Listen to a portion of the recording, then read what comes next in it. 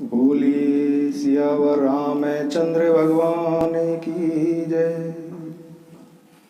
श्री हनुमान जी महाराज की जय।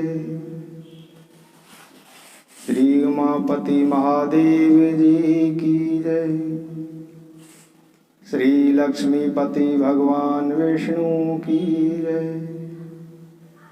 सब संतन की जय, सब भक्तन की जय। जय जय श्री सीताराम, जय जय श्री राधे श्याम।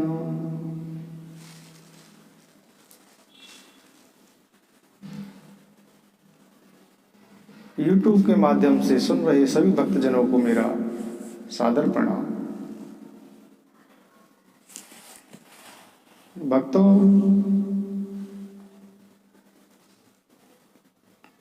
हर व्यक्ति चाहता है कि मैं सदा ही जीता रहूं, मैं कभी नहीं मरूं।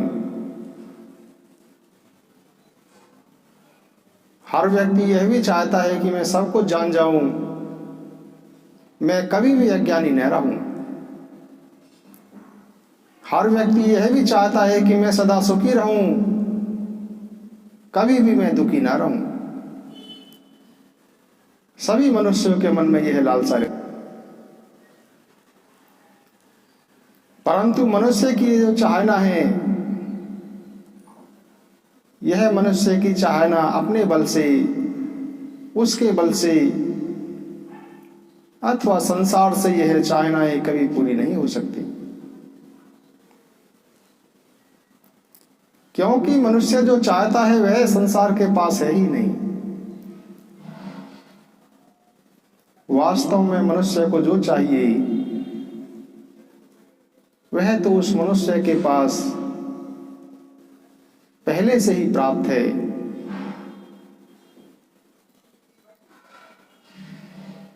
गलती उससे सिर्फ यह होती है कि वह उन वस्तुओं को चाहने लगता है जिनका संयोग और वियोग होता है। जो वस्तुएं मिलने और बिछड़ने वाली होती हैं, वह उन वस्तुओं को चाहने लगता है। परंतु यह सिद्धांत है कि जो वस्तु कभी भी हमारे से अलग होती है वह सदा ही हमारे से अलग है। वह अभी वर्तमान में भी हमारे से अलग है। जैसे शरीर कभी भी हमारे से अलग होगा तो वह सदा ही हमारे से अलग है और अभी भी हमारे से अलग ही है। इसी तरह जो वस्तु परमात्मा कभी भी हमारे से अलग नहीं होती, वह परमात्मा सदा से ही मिला हुआ है, अभी भी हमारे को मिला हुआ है, अभी भी हमारे अंदर ही है। जिस परमात्मा को हम बाहर खोज रहे हैं वह हमें प्राप्त है, पहले से ही प्राप्त है। तात्पर्य यह हुआ कि वास्तव में संसार का सदा ही योग है और परमात्मा का तो सदा से ही योग है।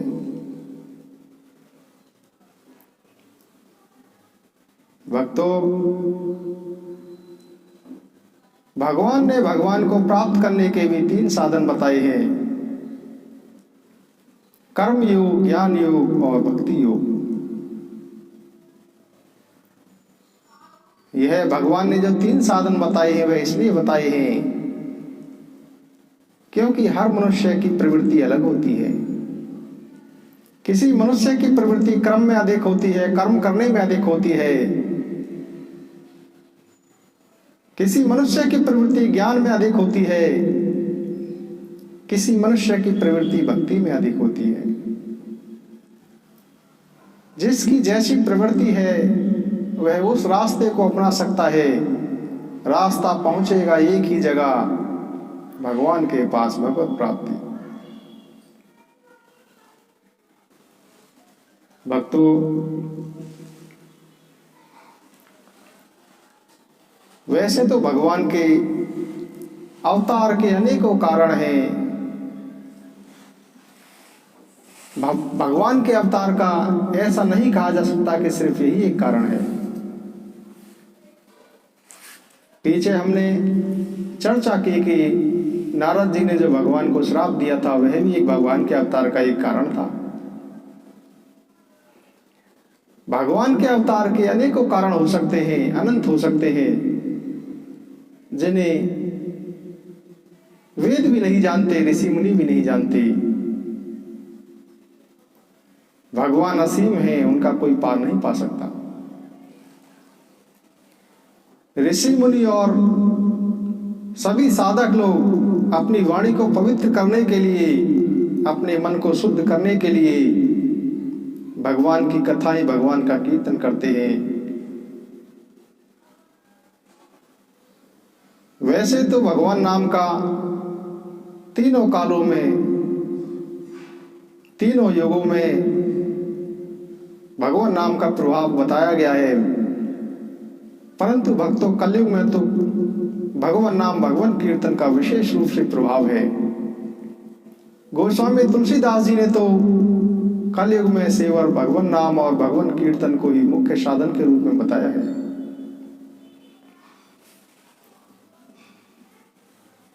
भक्तों, आज हम चर्चा करेंगे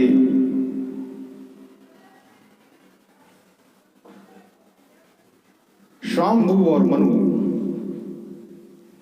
स्वायंभू और मनु ये पूर्वज थे ध्रुव जी के, भगवान कपिल जी के।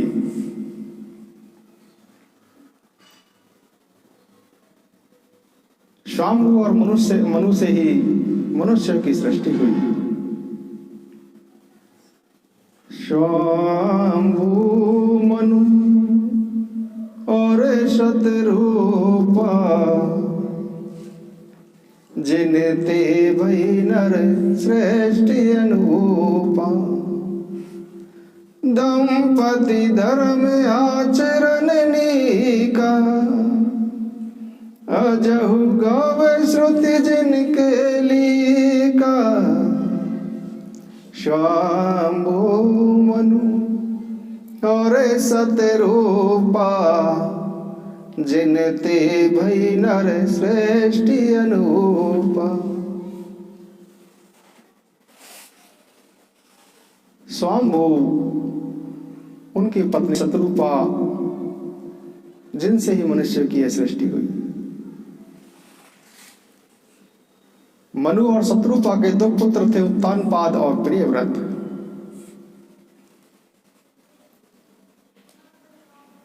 उत्तानपाद के पुत्र ध्रुव जी हुए और प्रियव्रत की कन्या देवहूति हुई। देवहूति जी का विवाह कर्दम मुनि जी के साथ हुआ और देवहूति और कर्दम जी से ही भगवान कपिल जी प्राकट्य हुए। उन स्वायंभू मनु जी ने बहुत समय तक राज्य किया, सब प्रकार से भगवान की आज्ञा का पालन किया। जब मनु जी को बुढ़ापा आ गया, तब मनु जी ने मन में विचार किया कि बुढ़ापा तो आ गया, परंतु अभी भी विषयों से वैराग्य नहीं हुआ। मनु जी के मन में यह सोचकर बड़ा ही दुख हुआ कि यह मेरा सारा जीवन भगवान की भक्ति के किए बिना ही ऐसे ही गुजरे जा रहा है, मेरा जन्म लेना ऐसे ही चला गया। तब मनु जी ने अपने पुत्र को राज्य देकर स्वयं अपनी पत्नी शतरूपा के साथ भगवान के भजन के लिए वन को चल दिए।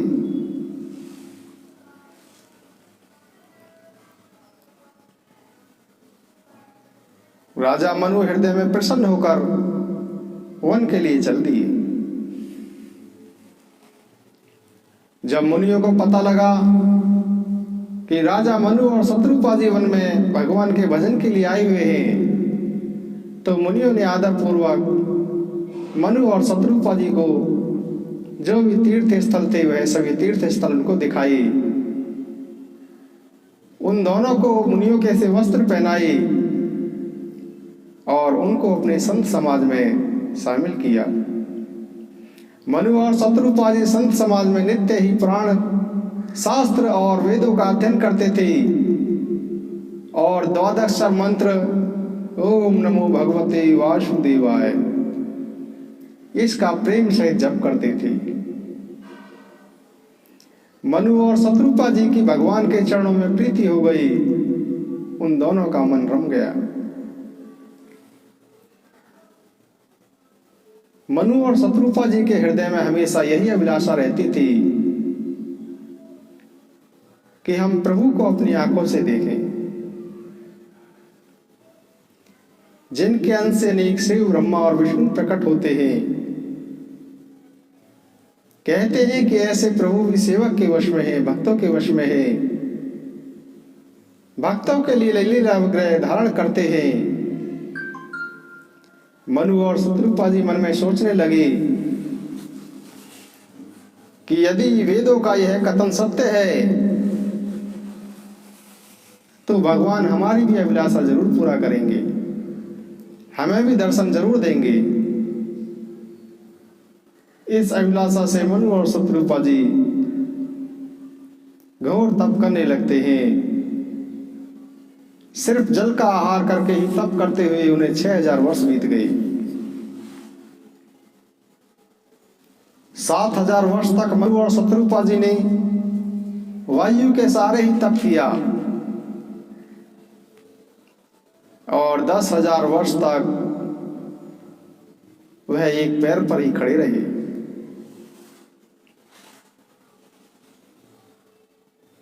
मनु और शत्रुपा जी के इस घोर तप को देखकर ब्रह्मा जी, विष्णु जी और भगवान शिव जी मनु जी के पास अनेक बार आए। मनु जी को उन्होंने अनेक बार वर देने के लिए प्रयास किया कि कुछ वर मांगो, पर धैर्यवान राजा मनु और उनकी रानी शत्रुपा जी अपने तप से डिगे नहीं।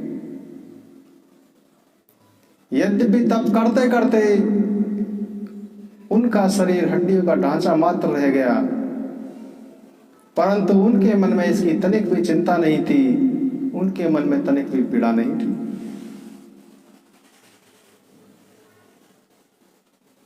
प्रभु ने तपस्वी राजा और रानी मनु और शत्रुपा जी को अपना निज दास जान माना और एक आकाशवाणी हुई कि तुम जो भी चाहते हो वह वर मांगो। तब मनु महाराज जी दंडवत करके बोले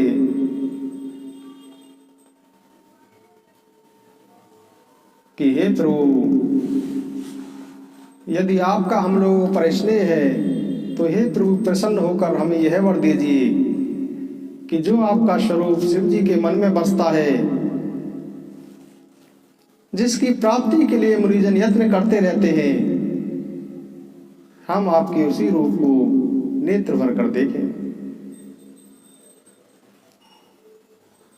मनु और शत्रु की इस विनती को सुनकर कृपा निधान समस्त विश्व में व्यापक सर्वसमर्थ भगवान प्रकट हो गए।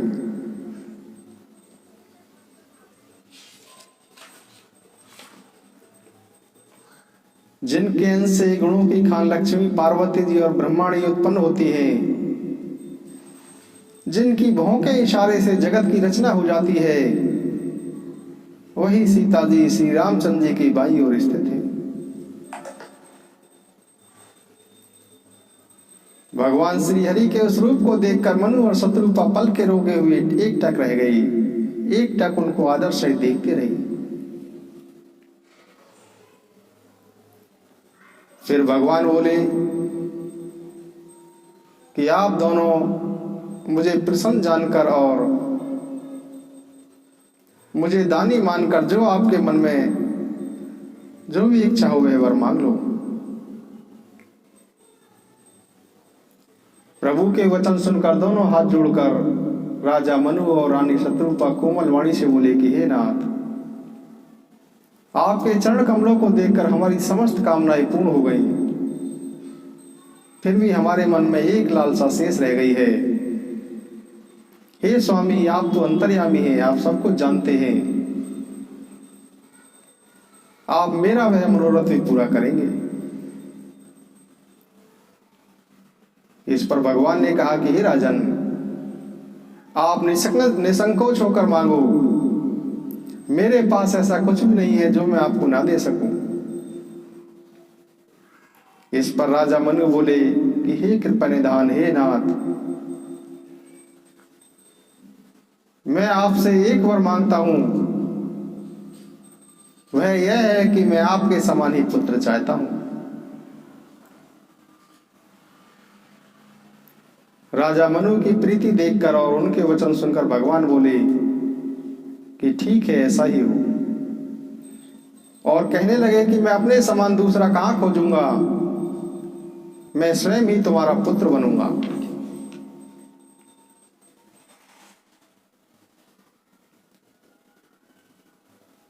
महाराज मनु ने भगवान के चरणों की वंदना करके फिर कहा कि हे प्रभु, मेरी एक विनती और है।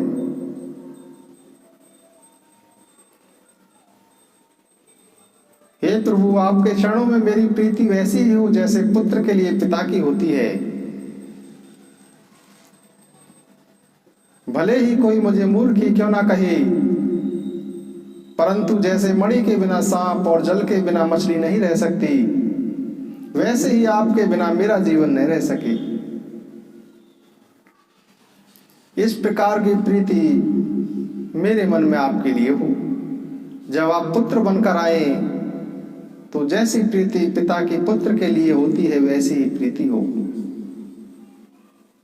ऐसा वर मांगकर राजा भगवान के चरण पकड़ रहे। तब भगवान ने कहा कि ठीक है, ऐसा ही हो। और भगवान ने मनु महाराज जी से कहा कि अब तुम मेरी आज्ञा मानकर देवराज इंद्र की राजधानी अमरावती में जाकर रहो। वहां जाकर तुम स्वर्ग के सुख भोगो और कुछ समय बीत जाने पर तुम अवध के राजा होगे और तब मैं तुम्हारा पुत्र होऊंगा। मैं मनुष्य रूप में तुम्हारे घर में प्रकट होऊंगा और अपने अंशों सहित देह धारण करके भक्तों को सुख देने वाले चरित्र करूंगा। जिन चरित्रों को भाग्यशाली व्यक्ति सुनकर ममता और मत त्याग कर भवसागर से तर जाएंगे, मेरी यह माया भी जिसने इस जगत को उत्पन्न किया है, वह माया भी मेरे साथ ही अवतार लेगी। इस प्रकार मैं तुम्हारी अभिलाषा पूरी करूंगा, मेरा यह प्रण सत्य है। भगवान ऐसा कहकर अंतर्ध्यान हो गए। राजा मनु और रानी शत्रुपा भक्तों पर कृपा करने वाले भगवान को हृदय में धारण करके कुछ समय तक उस आश्रम में रहे। फिर उन दोनों ने सहज ही शरीर छोड़कर इंद्र की पुरी अमरावती में जाकर वास किया।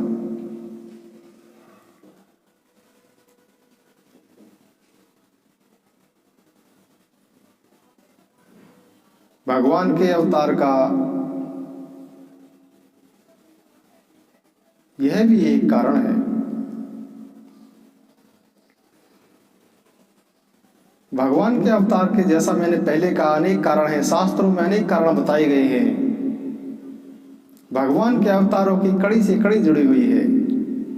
भगवान की एक चर्चा, एक प्रसंग के पीछे कुछ ना कुछ कारण होता है, जिसके कारण ही भगवान लीला करते हैं।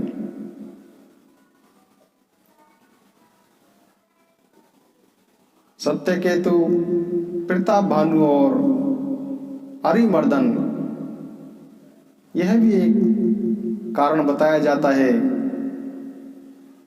प्रताप भानु, अरिमर्दन और सत्यकेतु जो कि एक बड़े ही प्रतापी राजा थे।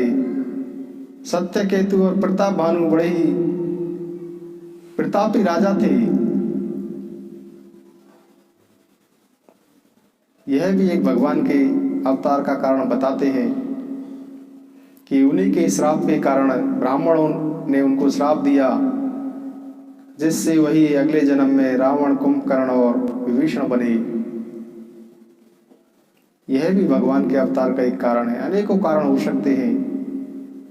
वेदों में, पुराणों में, शास्त्रों में जैसा वर्णन किया गया है, ऋषि और मुनि सब उसी के अनुसार भगवत चर्चा करते हैं।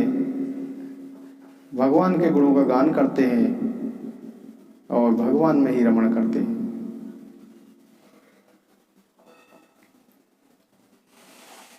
तो आज हम यहीं पर विश्राम लेंगे और आगे की चर्चा आगे।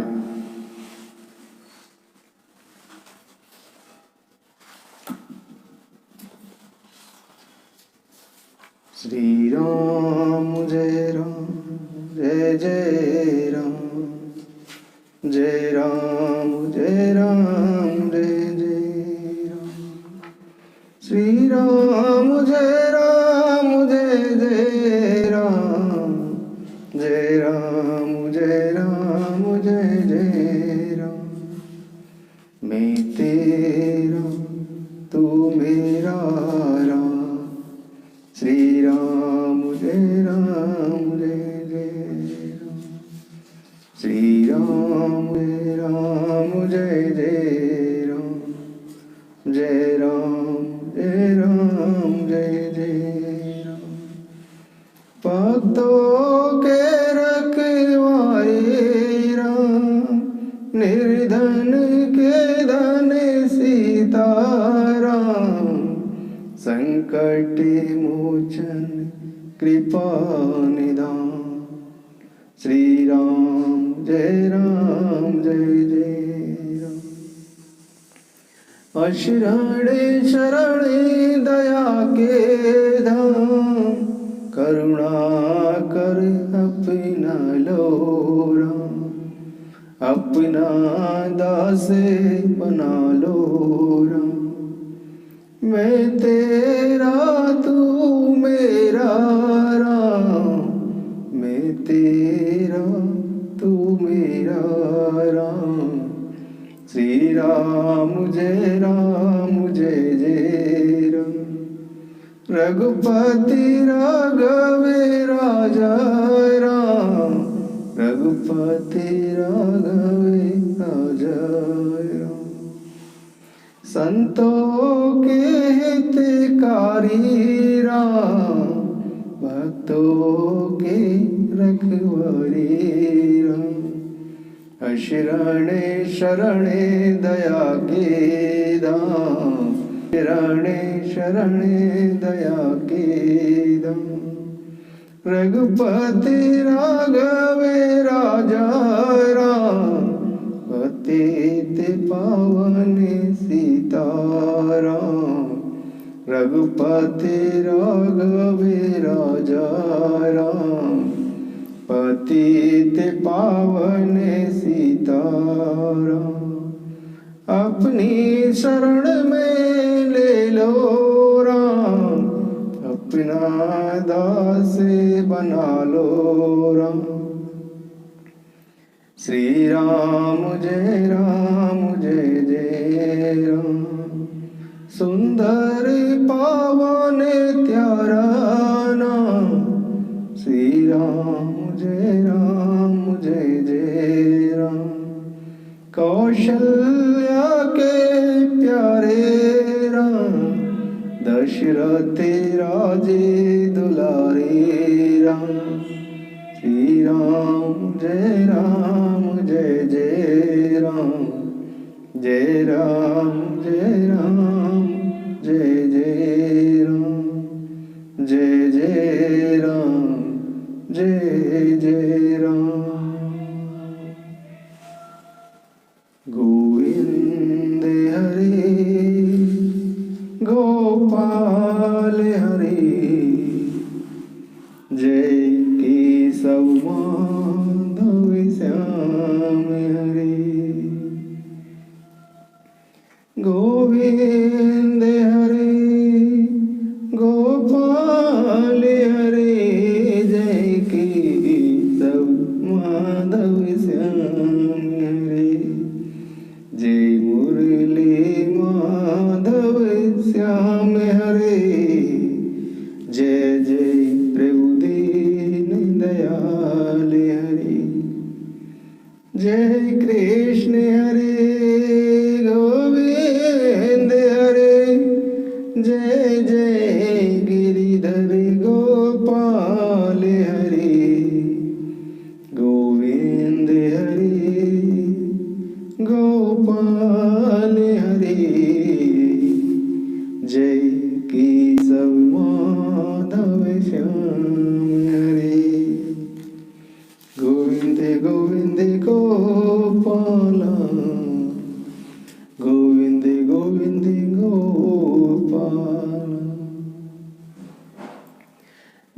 राम हरे जय कृष्ण हरे जय मुरलीधर घनश्याम हरे मन मोहन सुंदर श्याम हरे घनश्याम हरे राधे श्याम हरे गोविंद हरे गोपाल हरे जय केशव माधव श्याम हरे जय राधे राधे कृष्ण हरे जय कुंज बिहारी श्याम हरे हे सर्वेश्वर हे परमेश्वर हे योगेश्वर श्री कृष्ण हरे गोविंद हरे गोपाल हरे जय केशव माधव श्याम हरे जय मुरलीधर घनश्याम हरे जय केशव दीन दयाल हरे जय कृष्ण हरे गोविंद हरे जय गिरधर गोपाल हरे जय राम हरे जय कृष्ण हरे जय मुरलीधर घनश्याम हरे जय कृष्ण हरे गोविंद हरे जय मुरलीधर घनश्याम हरे जय राम हरे जय कृष्ण हरे जय मुरलीधर घनश्याम हरे।